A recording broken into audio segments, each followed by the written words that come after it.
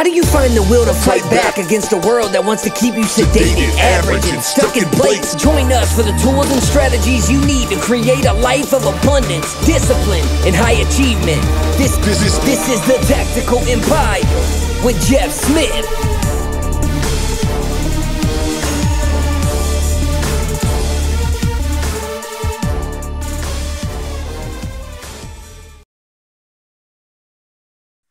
All right, guys, today I'm excited to welcome in a dear friend of mine and a mentor, someone I definitely look up to. And I think he really epitomizes of what we're trying to do here because he's already done it as far as building an empire and building your life to design lifestyle exactly the way you want it designed.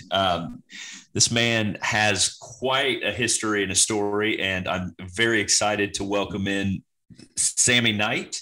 Sammie, thanks for coming in, and I look forward to you to meet everybody and then hearing about your story. So thank you. Thank you. It's an honor to be called a dear friend by you because I actually met Kirsten first at a fly-in Friday, and we had to turn around and introduce ourselves and speak about who we were for 90 seconds. And then the other person would get to speak for 90 seconds. I just thought, man, she is sharp. And I said, where's your husband? And she said, right there. And I went, and he's kind of quiet. I love these two people before I ever got to know you.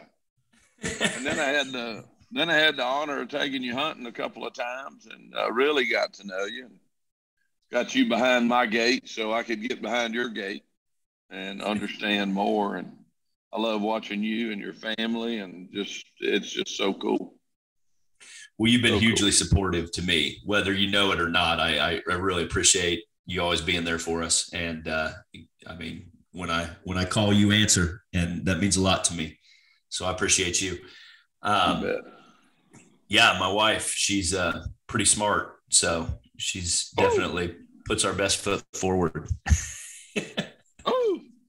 She is. And she, I love the way she has such a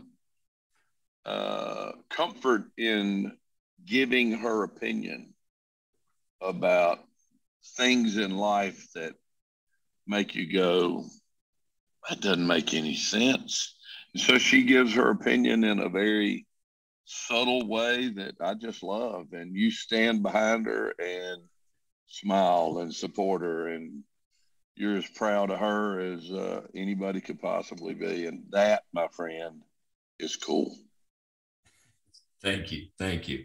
Well, I tell people she's the smartest person I ever met, and she doesn't just open her mouth and bloviate like a lot of people do. So like, if you're going to take her on in an argument, you better have your shit together. So I'm out. Yeah, she knows her stuff. Man, can you tell the audience a little bit about your story and how you came up, business and everything? Yeah, I grew up in a small town, started dating my wife when I was 16, married her when I was 20, and was going to go to work for the same company my dad worked for, AT&T, and worked for the phone company for the rest of my life, just like he did, and retire and live in this little small community and raise children and live life. And along the way, I lost my job when AT&T split into all the baby bells, and everybody with less than 4 years service was told to go home. I had 3 years and 11 months. And they said, if you're under 4 years service, don't wait on us to call you back. Go find a new job. And I had no skills. Didn't have a college degree. I had a junior college associate's degree, but it was in animal science. So, I could shovel shit out of a barn if I needed to, and knew how to push a cow around, but that was about the size of it. So I went through a pretty long 90-day window of time trying to figure out what in the world I was going to do. And I was married. Anyway, a friend of mine called and got an opportunity in the insurance business, became an adjuster. And then I got an opportunity to after I learned as much of that as I possibly could, which to me, it taught me how to negotiate. As an adjuster, you're the guy in the middle or the gal in the middle, and both sides are not going to be happy. One's going to win and one's going to lose, and you're always going to be this SOB to one and great guy to the other. But it was a great training for being able to negotiate. Then I went to work in the sales business, and I utilized those skills in selling when I was in the food business. Very fortunate there. Had a lot of great people that gave me a chance, and moved up the ladder pretty good, and great opportunities, and very successful, but still missing something. But I learned how to take risks there and how to utilize my head and my strengths to better the business and better myself. Then I went into the camouflage business. It was my first sticking my toe in the water of being an entrepreneur. I had a minority interest in there, and we just grew like gangbusters. And the guy that founded the business was kind enough to kind of turn me loose. Probably days he wished he hadn't, but we made a lot of things happen, me and the team, and grew the business way beyond a lot of people's wildest dreams.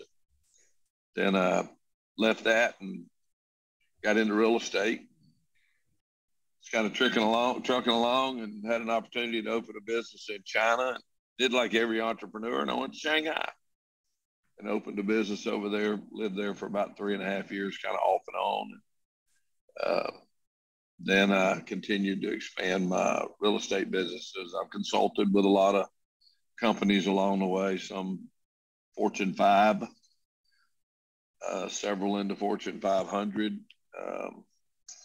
and built our real estate businesses and property management, sales, mortgage, appliance repair, continue to consult, and just love life. I mean, I wake up every day, probably for the past 25 years, with the intention of working myself out of a job. And I work real hard at not having a job, but having an experience. And that's been awesome. And I have an incredible partner, and I screwed up more times than you can imagine. But she's tough. She's tough. Yeah. You guys have been married 46 years? 42 years. Been together 42, for 47. Yeah. Okay. 40. Okay. Oh, it just seems like yesterday, right? Mm-hmm. Yep. Absolutely. You guys, you make it sound so simple when you say your story. You're just like, oh, I did this and then did that. A couple things here, a couple things there. One of the things I want to touch on, because you talk about last 25 years, you get up to try to work yourself out of a job. When do you think, or maybe you never went in with the intention of working in the business versus kind of on the business? I think one of the things that business owners struggle with the most coming up the path, most of them are like solopreneurs. That's how they start. And then how did you get to the point where you kind of saw the framework to be able to build a business that you can actually kind of CEO the business and not be in the day-to-day operation? Did you always know that, or was that from the corporate world, or where did that come from? You know, the corporate world at the time I was in there, their big buzzword was run it like it's an entrepreneurial business. But they didn't really mean that, because what they wanted you to do is make decisions, but get permission first. And the one thing that I think corporate America taught me better than most is the importance of people. And I had to do some things and let people go that was totally wrong, but it was about a number. And so I always had a tremendous amount of respect for people. And when I say I work myself out of a job, if I've got people working with me, they can't grow if I'm in the way. And so I've got to get out of the job and allow them to do it. And it's funny, I talked to a man today on the phone just an hour ago. That's why I was tied up during lunch. I talked to him for about 30, 40 minutes. He runs about $150 million company, extremely successful, 68 years old. He had a great CEO. I actually helped him find this CEO, and then I was kind of the guy in the middle that was telling the new CEO, man, it's a great opportunity. I'm talking to both of them. I had no play in the game other than two people that I knew, and they parted ways recently. And part of it's because the guy that says he wants to retire, he can't. Yep. He's got to keep sticking his toe in the water. And, if you're given the duty to run the business and the person you work for keeps sticking their toe in or walking in and going, hey, did you think about this? Instead of, I got a question for you. Here's a thought, or is there any other way that we could approach things, and try to get that engagement. But when you keep sticking your toe in the water and going, this is hot and this is what you need to do, you're in the way. Or get them out of there and get back in there and start doing the job because you don't want to leave it alone. And but people, man, I say this all the time, but people mean so much to me, and it means so much to business. And we so often look the other way. If you got a star that you feel real confident they can handle it, let them handle it. Catch them when they fall, but let them handle it. And you'll continue to build people. You'll grow your business. You'll be able to step away. Your mind time will be much more valuable, and you'll be able to utilize that mind time to help create the vision for the company. So that's where. Yeah, I think people do have a really hard time just letting go and trusting that the job will get done.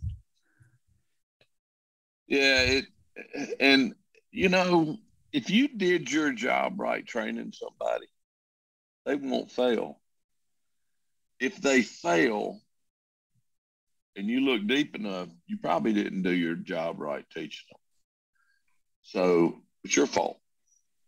And I always had the mindset that if somebody failed, it's my fault. If they won, it was their success. Always been that way. Never wanted to be in front of the limelight ever. I love that because it's so true. Everything really is your fault. And it's generally a training issue or something like that, or you hired wrong. It's still your fault. Like, speaking about hiring wrong, I always had another philosophy when it came to that. I tried to fire him before I hired him.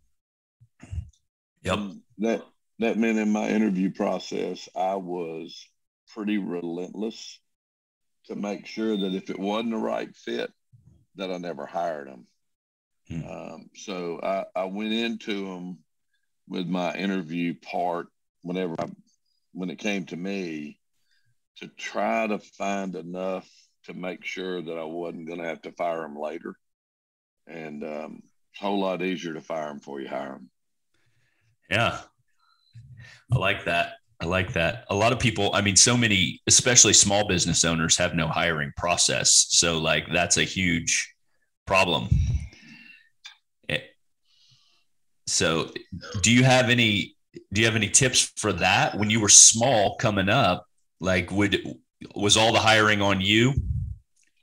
It was. And as we grew, it was all on me. Still, for the most part, is today, because I think you build a culture. And if you don't know it better than anybody else, then you got a company that's going to fail. So you have to be that final say-so to say this fits the culture, I think. And the people that I've been fortunate enough to hire, I got people that have been with me for 12, 13, 14 years. It's not that they couldn't go somewhere else and make a little more money. I I had a plan when I first started as an entrepreneur. Stems back to corporate America. You know, the bigger people get, the more, regardless if you're an entrepreneurial company or not, the bigger you get, the more corporate you become. And I had one goal, and that was to make sure that everybody that went to work for me that qualified for health insurance got it. And we paid the full amount for a long time. Now we pay the largest percentage, and the employee pays a small amount. But that's the one thing that I've been able to keep a lot of my folks on. And that was an idea that I had, only because I think it's a slap in the face when you hire somebody and say, we're going to give you insurance, and you go down the way a little ways and you go, okay, we're going to give you as the employee insurance. You pay half and we'll pay half. And if your family needs to be in there, you pay for your family. So I never liked that. And that was a goal I had. I think that's part of why I'm able to keep folks, you know, because so many companies don't offer it. And when I first started doing that, it was our 9th largest expense. We probably only had 10 expenses at the time, but it was our 9th largest. Today, it's our 2nd. Oh, I'm sure. Payroll. And our government doesn't do anything to help us. Right. Yeah. Man, that's philosophically, that's amazing that you've been able to do that for all these years. Because, I mean, that was one of the first things that people started bailing on, for sure, once everything started changing and the expenses went up so high, right? Mm-hmm. Yeah. I mean, it's hard. I had a guy tell me one time, too, it's a whole lot better to make 5 fast nickels than 2 slow dimes. So sometimes you got to cut your compensation to compensate the others that work with you.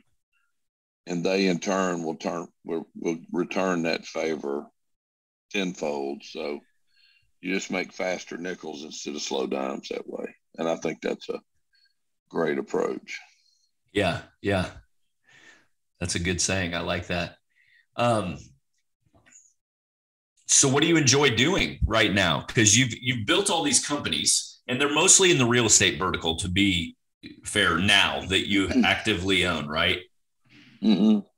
Okay, yes. So you own mortgage businesses, title businesses, property management, real estate, everything's brokerage. Tied to real estate. Yeah, yep. Investments, everything's tied to real estate, everything.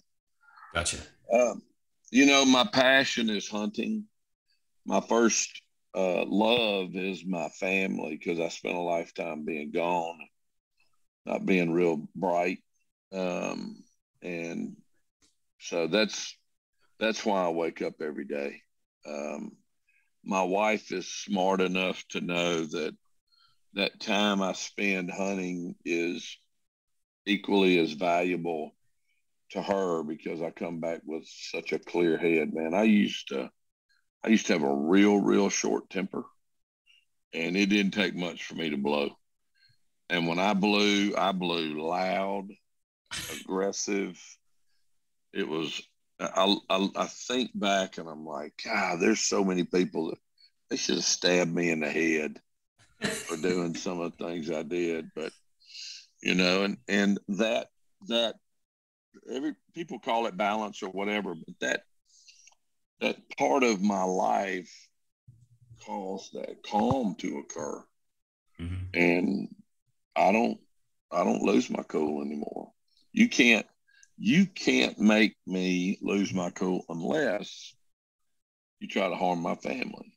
And then that's not losing my cool, because I've always been comfortable going to jail for the rest of my life. So that doesn't bother. Yep.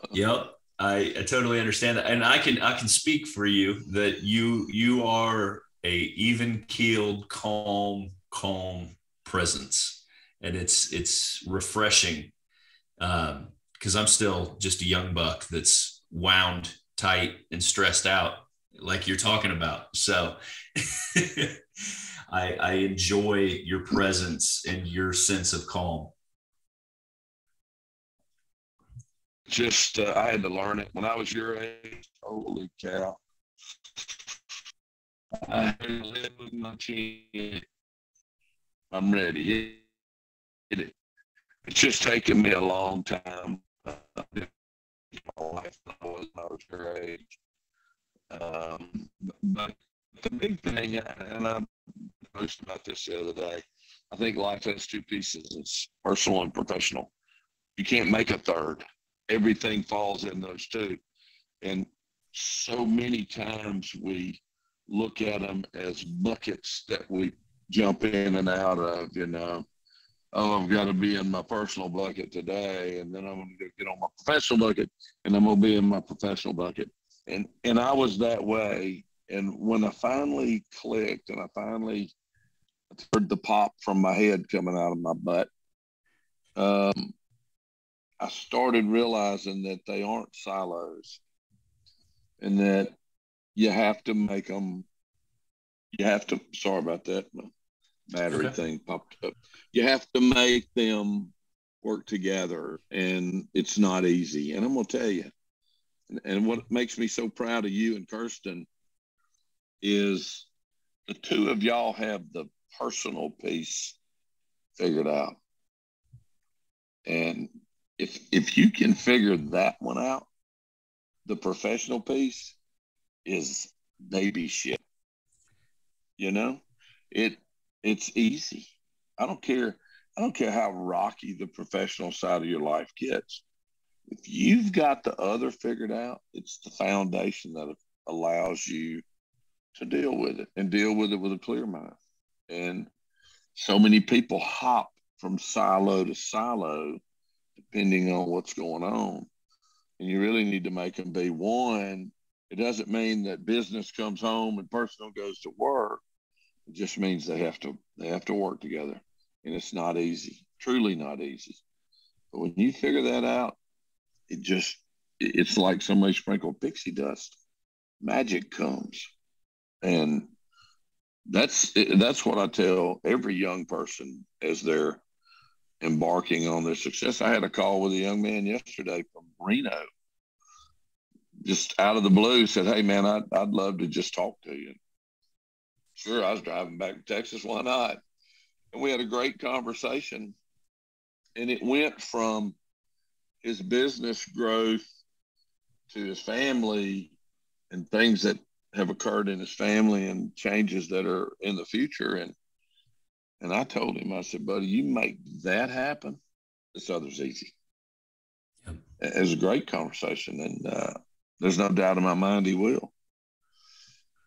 Well, Sammie, I spent years, probably 10 years, just butting my head on like a professional ceiling that I couldn't break through.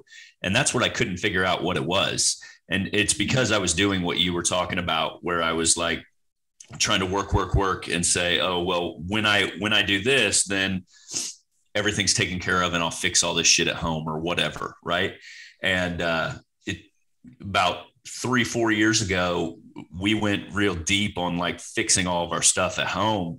And like, now we just merge it all together. Like it all is part of our lives. And we've had explosive growth since then, honestly. I mean, we're not where I want to be, but we're going. And and you're right though. I think that kind of, I resisted it for so long because I thought it had to be separate. And I had to be fighting these like polar opposite things I was pulling in different directions. And when I was able to put them together and say, you know what, first of all, like my personal discipline and consistency is what changed everything. And like, once I got that like dialed in, then I was able to work far more efficiently. So I get done in 2 to 4 hours, like 10 hours worth of work now. And then I'm able to do everything. I'm able to do that family stuff. We're able to homeschool the kids. We're able to do all this. I can pay attention to my wife. I can make space for her to go work out and do shit she wants to do, so she's full too, right? And then when we start doing that, everything starts coming together. Business gets better. The family gets better. Kids get better. All of it comes together. and it's nice. Yeah, it really is. You think about it. These are people that we met, and God put us together, and somehow there's a reason that happened. Yeah. And for whatever reason, we think, and I'm Mr. Macho, believe me. We think, okay, that's my job. And I really got that from my dad, so I fought my dad a little bit, and I'll tell you that in a second. But that's my job, and if it gets shitty, then I'll just deal with it. Well, then you come home and your wife's had a good day, and she's all happy. And, well, how was your day? And you go, it's fine. Well, did you have a good day with people that you work with? Yeah. Like, she's not going to recognize that something's wrong, you know?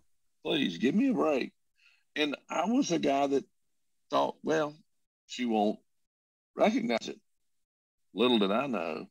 But my dad told me when I got married, we were up in front of the church, and he was my best man. And after the I do's, they put us off to the side, let the crowd get out so they get those last pictures, at the ceremony. And I was standing there on the side with my dad, and he came up to me and he said, I sure have enjoyed having you as my son. I thought, well, shit, am I dying? And he said, it's not that you're not going to be my son forever. He said, but your duties are changing.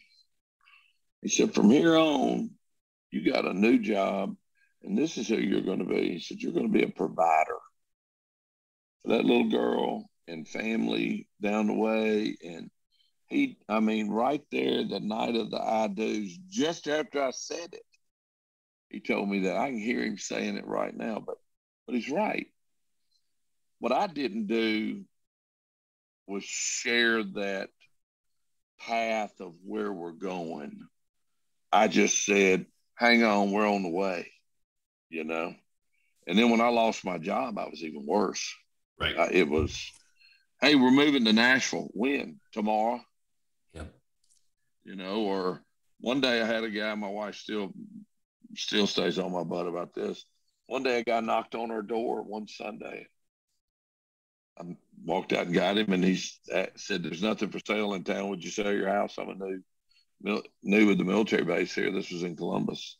I walked him through, and he said, man, I like it. What do you take? I told him, and he said, I'll get the paperwork drawn up Monday. I came back in. My wife's holding a baby, our youngest, and she said, who was that? And I said, he just bought our house. Not smart. Bad day. She said, well, you've got to get out of that. And I said, I can. I told him I would sell it to him. And she said, well, where are we going to go? I said, you'll find something. I'm on the road. You'll figure it out. We got 30 days. We got plenty of time. About the 21st day, her with a baby, she called me on the phone. She said, I found a house that I absolutely love. It's in another community right outside where we live. And she told me how much it was. And I said, wow, that's a little more than I was thinking. She said, you got a choice. You can buy this house or you can find your own place to live. And hung up the phone. Good for her. And I bought that house. I called my banker buddy. I said, I don't know what it's going to take. I won't be back for 7 days. This is back in the good days, Right. I won't be back for 7 days, but I got to buy that house. He said, that's house going to be, it's going to close. Don't worry about it. When you get back, we'll get it signed up. And can't do that nowadays. But anyway, it was awakening. Mm-hmm. But that's what we do. And when I talk about myself, there's no doubt the strength of my life is because of my wife, because she stuck it out, and she earned it. And I can honestly say she 100% earned it and deserves it. And the rest of my life, for all I screwed up in the past, the rest of my life is all about her. I love that. My personal life. Yeah. I love that. I love that. I mean, there's a lot of parallels and similarities as I came up through the corporate world, for sure. Because I took on the same kind of mindset like traditional roles, and like I needed to provide, and I put a lot of stress on myself and didn't communicate, didn't share any of that at all. And it was just like overwhelming. And over the years, it builds and it builds and it builds. And then you're behaving in ways that weren't intended. They're not you. Right. And so you have to strip it all down and go all the way back and figure it out. And so that's it. Hey man, you've been amazingly successful though. So, which is fantastic.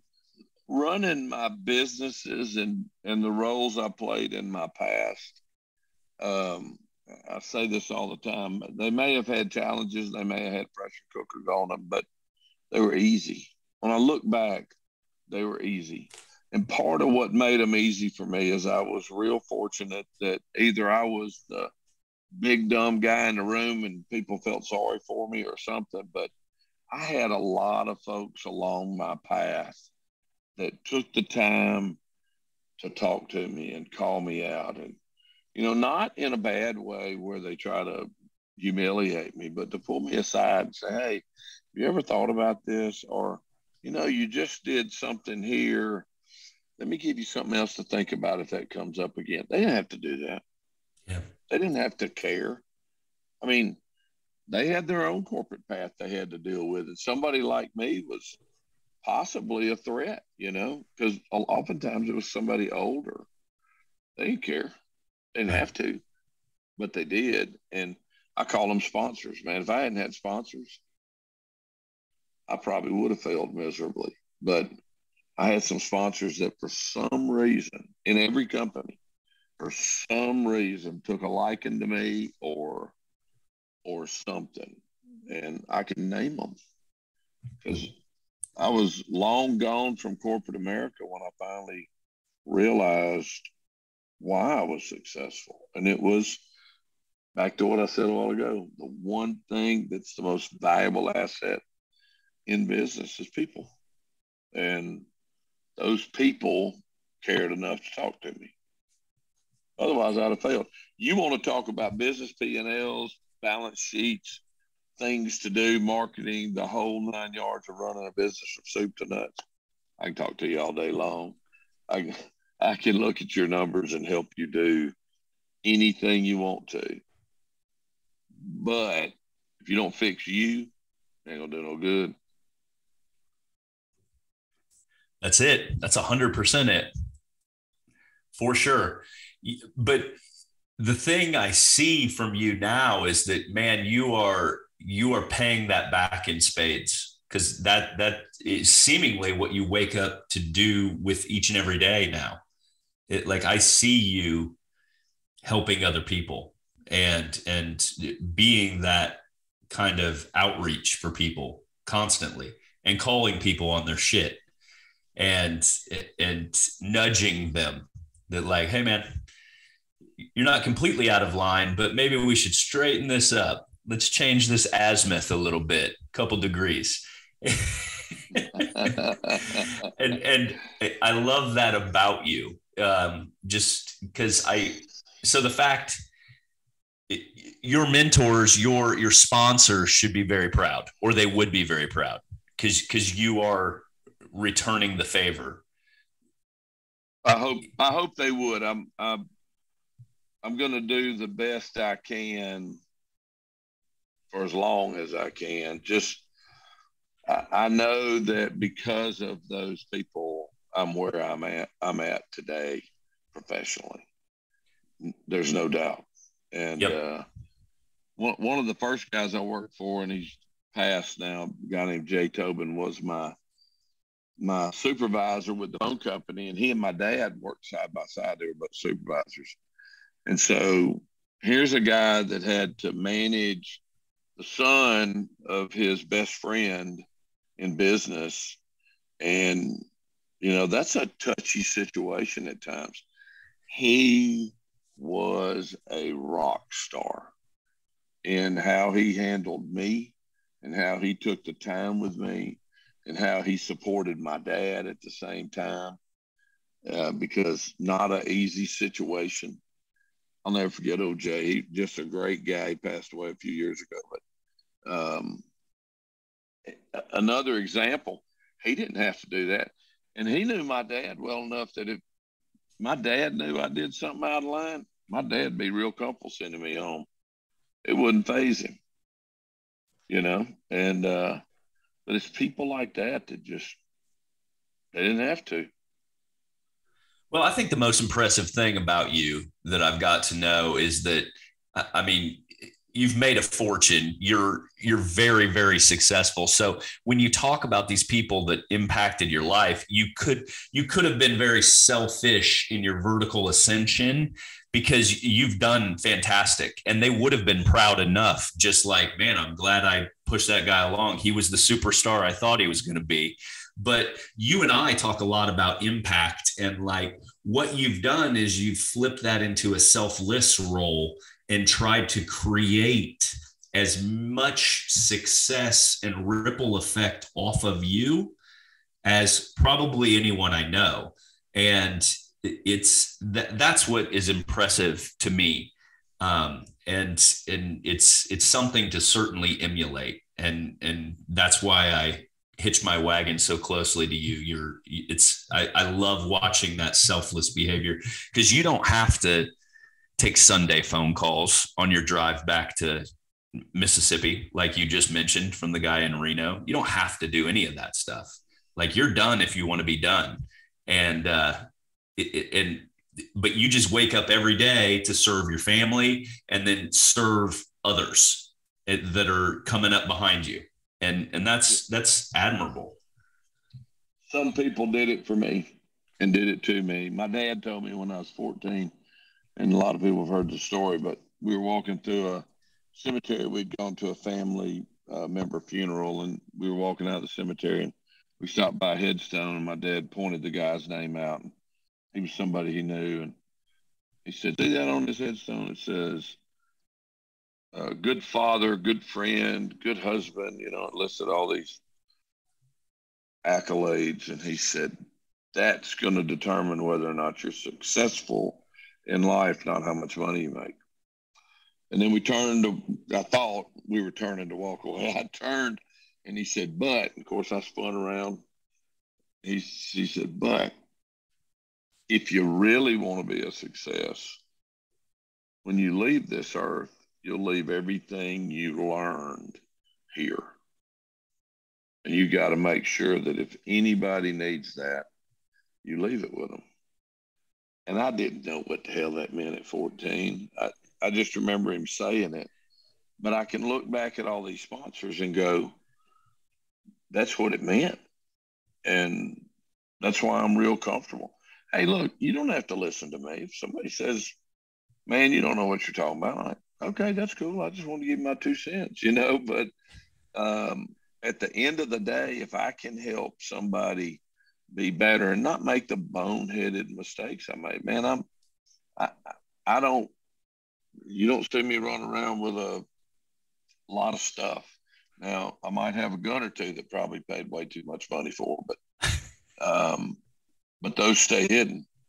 But, you know, I'm just not that guy. And Yep. I want to make sure that, you know, if anybody wants to approach me, they don't have to go, "Oh, well, he's got some money, he doesn't have time for me." No, that's not true. I've always got time, you know, and because somebody did it for me. Dude, you can't imagine how screwed up I'd have been. I would probably have gone to jail. Good possibility. Because I was bulletproof. I was hard-headed. I had a terrible temper. And about half the time, a shitty attitude. And I had to grow out every one of those. Yep. That's a recipe right there. For disaster. Yes. Very relatable, but I can relate to it on a lot of levels. Yeah. But you know, one thing I got to say was cool the other day when I pulled up to the RV park where y'all were on Saturday, and you and Kirsten were outside, had a cooler between you. You were using it like a coffee table had a cup on it, like water in it. I think that's what was in it actually. And chairs, and y'all were talking in that RV park. Your kids were playing, and you were communicating with one another. And as I pulled up, I was like, I like that. Because we don't do it. We don't do it. Yeah. Yeah. So don't stop doing it. We're pretty big on lack of electronics on our trips when we get out on the road, because we try to have conversations, pay attention to each other, read books, stuff like that. Yeah. So yeah, I mean, that's why we do it. That's why we do it. And it's fun to have the kids out of school and doing homeschooling with them, because I think that we're fortunate enough to have the unique opportunity that we can kind of get out on the road, and I'm not necessarily tied down to a bunch of stuff, that they can actually experience things and learn the way that I believe you should, about a lot of these things. I mean, as far as business, as far as whatever, your core curriculum, math, history, stuff like geography, things like that. We get out on the road and we learn it. Yeah, like a freelance biology lesson with a dead bird. There you go. Yes. Sammie gave my kids a biology lesson of my son. I think it was my son. One of them found a dead dove in the back of his truck. And so we had an impromptu science project right there in the RV parking lot. So we're always learning, constantly growing and learning. That was fun. If you were to leave an up and coming entrepreneur, because mostly I would say our audience is here for this show, the male entrepreneurs or aspiring entrepreneurs coming at, they're looking to make the leap from the corporate world, with families. If you had a piece of advice for like a 30-something-year-old guy with a couple kids, I think we've covered a lot of it, but what kind of piece of advice would you have for that person if you were to rewind a couple decades and say, here's what I would give you as advice, son?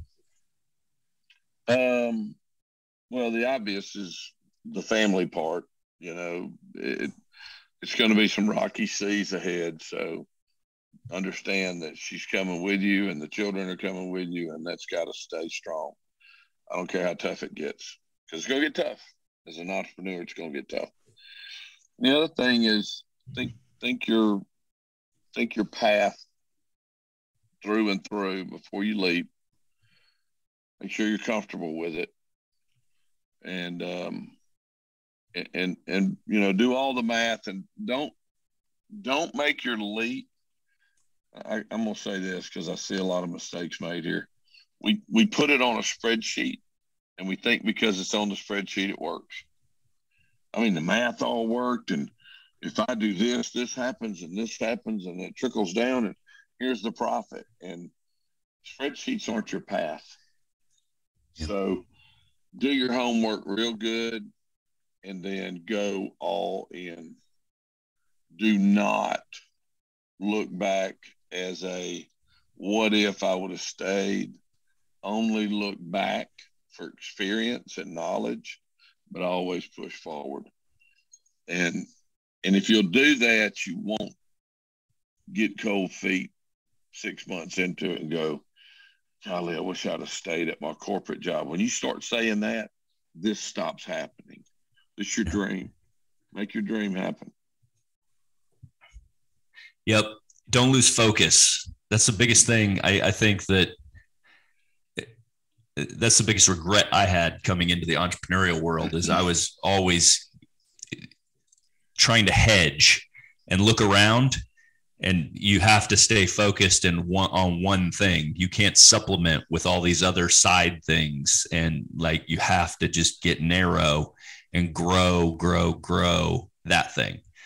And then I tell people it takes 2 times as long or costs 3 times as much as you expect. One or the other. Well, it does. And don't be afraid to hire somebody. When you start making the money and you start seeing that income come in, remember, the money that you're making belongs to your business. Doesn't belong to you. You need to pay yourself a salary or however you're going to compensate yourself out of the business. But that's the company's money. Make smart decisions with the company's money. And when it comes time to, to really step up to the next level, understand your weaknesses and don't be afraid of them.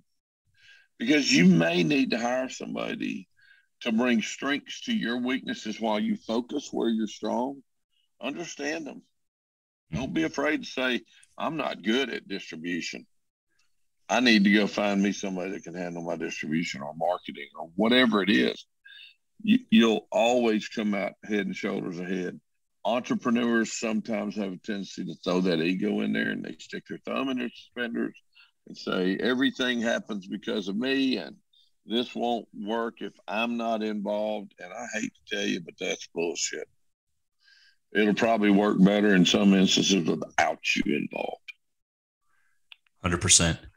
That's really good advice on the reinvestment into the asset over time, because like truly, I think that's where people miss the mark. They think when they gross 10 grand, they're going to be taking home 10 grand.